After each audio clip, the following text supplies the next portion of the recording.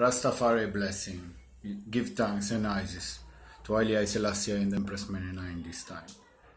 We have here ancient Rasflaco to reason about some crucial topics for the edification of Rastafari Spanish community and family and outer-national Rastafari community in general. So Rasflaco, give thanks for life. Rastafari blessing. Give thanks for the consciousness of Kadamawa Haile Selassie and Empress Menina for over the many years, from 1920 until this time. Rastafari is still a young nation, but Rastafari conquer. Rastafari is over land and sea. So in that light, the word sound of Rastafari, especially the word sound of the ancients, are very crucial, because there are not many ones who will be able to sit with an ancient. Not many ones will be able to have a reasoning session with the ancients. But however far we are still near, because this is the age of science and technology. This is the time when the ancient and the modern are compatible in all our doings. We always remember the teachings of Kadamawa Haile Selassie, who says that domestically we can build strong and happy, resourceful societies. We can force the end of oppression of man by man, nation by nation. We can bring about the security and mutual trust. We will open the way to greater human achievement, for which the needs of mankind now cry out.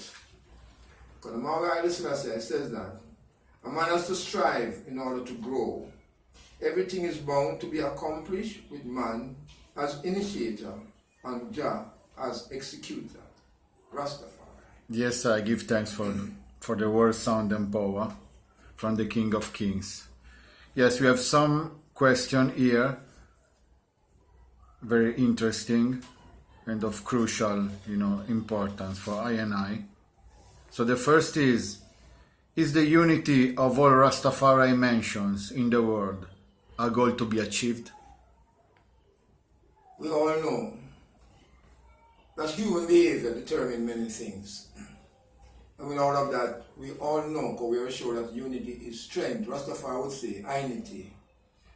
We would say unity in diversity, languages, cultures, ways of life. We stand on the ground of the divinity of Kadamawa Haile Selassie. That is Rastafari limited to remarks. We may differ in how we eat, how we dress, how we carry ourselves. But the character of Haile Selassie should be common ground for all Rastafari families, wherever you are, wherever you may exist. So therefore, what we know as Rastafari, we work with what is common. The common ground is Kadamawa Haile Selassie. The differences now that we are, because different ethnic groups, different barriers, different cultural upbringing, that can be worked out. But that should not be a way to stay away from each other. Rastafari has crossed color barriers. Rastafari has crossed many frontiers. Rastafari have seen Haile Selassie in flesh. Rastafari are able to read his autobiography, read his testimonies, see his videos. On that ground we stand as one Rastafari, putting petty differences aside, which is important. Putting the quarrels and the emblem up and the emblem down and the food culture. Those are trivialities, because that will not save you. What will save you is the teaching of Kadamawa Haile Selassie, in which we stand as one Rastafari. Give thanks. I give thanks. Second question is, it is or should be Rastafari political in this time? Rastafari says that we are a nation in exile. We are a government within a government. Government meaning administration, portfolios, responsibility, serious responsibility. So how can we be a government within a government, or a government in exile without a political impact? We have seen Sam Brown, who made his political entry in Jamaica. We have seen Marcus Garvey, Honorable Marcus Garvey, first national hero, who made a political impact. who was shelved and who was thrown aside. Maybe by then Rastafari are scared or maybe afraid to be in politics. Viewing politics of Jamaica is partisan politics, which have left Rastafari on a limb. So how will we negotiate our way up the ladder if we stay outside the political frame? How will we point fingers at government if we are not in the position to make change? Now that Rastafari has crossed intellectual barriers, Rastafari are able to go to school. Some are professors, some have PhD, some are very, very intelligent, some know political science. Those are the ones that we would expect to step in the political arena and defend the rights of Rastafari. Not the general Rastafari family who are trying to find their ways and means out, who are not so educated in the political language and what it takes to be. So we now challenge the ones who are educated, who have the know-how. How can we speak of reparations and repatriation without a political input? Nobody will listen to us on the street speaking about that. But if you have a political position within government, you can take the message from the Rastafari or at a different level, or say a grassroots level, and take it up the ladder. So therefore, I would support Rastafari to be involved in politics, but not partisan politics. Politics that will chart the way for Rastafari families globally on international affairs. Remember, that the Maui Haile Selassie went to the League of Nations and it was a political position he took. So why are we afraid if we are the children of Rastafari? Or are we holding back ourselves and not to walk in the footsteps of His Majesty? Which is one of the greatest politicians ever trod earth, Even Mussolini Italy declared war. His Majesty stood up politically. Not to stay at the backbench and say little things, he stood up in the political arena and stood up for his country. So why are we not doing that? Why are we satisfied with our little positions within house and mansions and with idle food and with ganja? There is more to Rastafari than that. So I would totally agree. If there are ones who have the ability and the credibility and willpower and education level, because remember, if you go to university and colleges, and you study political science, it's the same knowledge a politician have. If you study law, it's the same school you go. So what is the fear? Why you study law and working for the Babylon system? Why you don't do law for Rastafari? Yes. Why you study political science and why you study economics as Rastafari, dreadlocks PhD? Why you still working for government? Well, split your time. So the difference would be the attitude. The attitude. As a Rastafari to step, in this, politically, without being involved in the rat race or the trickery of the politics, as the Rasta would say. Yes. Because in general, Rasta would say in born politics, you call it politics. How are you gonna fix it? So you're burning. What do you substitute for it now? You're on a limb. And these same politicians then will oppress you non-stop because you have nobody to represent your cause. You just always live on the fringe of society, Where Rastafari in Jamaica say don't vote because all these strictures are the same. But you have a nationality, you're born here, you have an identity. You're a citizen of the country, but you don't take no part. So you'll be oppressed from non-stop, but there's no one to lobby for you until you enter the political arena. Or you hold a placard and protest and march. Then you could be tear gas. You could be beaten and thrown into as a lawbreaker, But the only way you can stand up and speak is at an intellectual level. In their forum, being dreadlocks Rastafari, going to their college and university, they can't deny you. No way. Because you've been to their schools. You have the knowledge. The requisite, you have it. Plus you have the portfolio and the charisma now of Haile Selassie, who stood up in a political arena where although they whistle and knock the bench and scream, he stood his ground. And that is the way we have to go, I think. Yes, Isis. Another question. Is the Rastafari Code of Conduct a breakthrough for Rastafari youths or just to represent the Yabingi O's? There's twofold to it. Before the Code of Conduct, we have the Nyabingi Guidelines. It is stated, the Nyabingi Guidelines, that came out of the consciousness of Rastafari in that time, knowing that everyone was going on their own way, having their own things, no guidelines. So the guidelines were shown for many, many reasons, like the Nyabingi Creed that we know, we chant for Nyabingi. You have the Psalms, Psalms 11, Psalms 121, Psalms 122, Psalm 133, Psalms 124.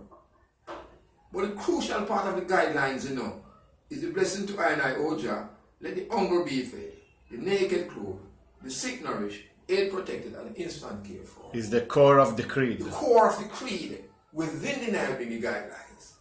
So when you step out of that, you know about the altar, the apps, relationship, sanctification. You know about the Nyabingi administration. You know about the priesthood. But we thought that we should add more to it.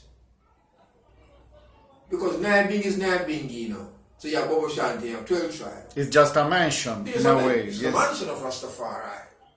But there was a conference, how the Code of Conduct came from a conference agenda in South Africa many years ago, where one of the items was the Nyabingi Code of Conduct, which we thought that, for me personally, as a Secretary of the House at that time, we would say, let's put it in the Nyabingi House now, since I'm a Nyabingi representative, to see what would come up. There's a lot of struggling and going around and nothing concrete. So I took it as my responsibility to launch the Rastafari Code of Conduct on internet. Yes. There was a Rastafari site, Isle Selassie, our sisters, we were 12 tribes. So we launched on that site first. Then we will launch it on Rasta Ice with my sister Mary Jane, who says that for her to put it on our website, the Nyabingi House have to ratify it to make it authentic. So we did a collective information, high points, what we would put into our guidelines. Code of conduct. So yes. But the code of conduct is a moral code. Okay, so it's a searching for a common ground, amongst houses, mansions, different attitudes within the Rastafari movement, Yes. Worldwide. And further, from you say Rastafari, Okay. that is your reference. Yes. That is your code of conduct. But if you say Nyabingi, you have the Nyabingi guidelines. Yes, I. Come anyone say, oh, I'm not Nyabingi, I'm Bobo Shanti. So what is there for you? Yes, it's good to make this difference and Yes. clarification. But we have problems with one saying, we have problem because there's not really a problem in Rastafari. A situation, to our better word, who says that we need no code, we need no guideline. I listen, that's guy. He's the Almighty, he's the guideline. How many of them read His Majesty's speeches and follow His words? So it's a block, oh, but we don't need nothing, man. We have Haile Selassie to follow. Nobody else. When you check them, Yes, I. they don't follow the teaching of His Majesty neither. It's a face card, it's a way to avoid things. And it was good because it was really a reasoning Yes. over land and seas. Yes. You know, Yes, amongst yes. ones and ones who want to contribute for the building of a better nation. Right. So the guidelines now, everything that Rastafari do, Divinity of His Majesty Declaration, ways of life, what is ital, Yes. rites of passage. We have problems, with rites of passage, serious problem in Rastafari. Say they don't look on dead, they don't bury dead. Let the dead bury the dead. There is Nazarite. They never take a Nazarite vow. So if you take a Nazarite vow, it means you got 3 relax. You can't look on a dead body. See dead things on the road. Many people say they don't eat from vine. You know, nothing they don't eat, Yes, but sir. that was the time, you know. Now, it's a different era, a different concept, a different way to wear the locks, you know. Yes. Within Rastafari. More mystical. More mystical. So, people say a bunch of stuff around it. Yes, I. So you have this rites of passage now. What we realize that Nyabingi have things for dead bodies and then you look on dead because it's Nazarite. But what we say in the code of conduct, give the work to Ethiopian Orthodox priests now. Who will do the rites of passage? Yes. Because you're not going to do it. Although Nyabingi have 7 priests, including the high priest, many of them refuse. To administrate. Yes, even for themselves. Because they say, I'm dead, I'm dead, so whatever you want to do with my body, you can do it. Yes, That yes. is not the tradition. It Yes. should not be the tradition. You did a work in there, being you did an honorable work, we should recognize it. We should say some good words about it. We should put away the flesh, you know, because the soul is gone. Properly. Yes. We should not ignore it. That is my concern. So we say within the guidelines, the code of conduct, let the Ethiopian Orthodox priests do that part of it. Since you're afraid or you have certain things around you. We also say register now as a priest. So a priest should be legally registered within the Rastafari Code of Conduct. That we recommend that. So you can do marriages, you can do sanctification, whatever is required by law.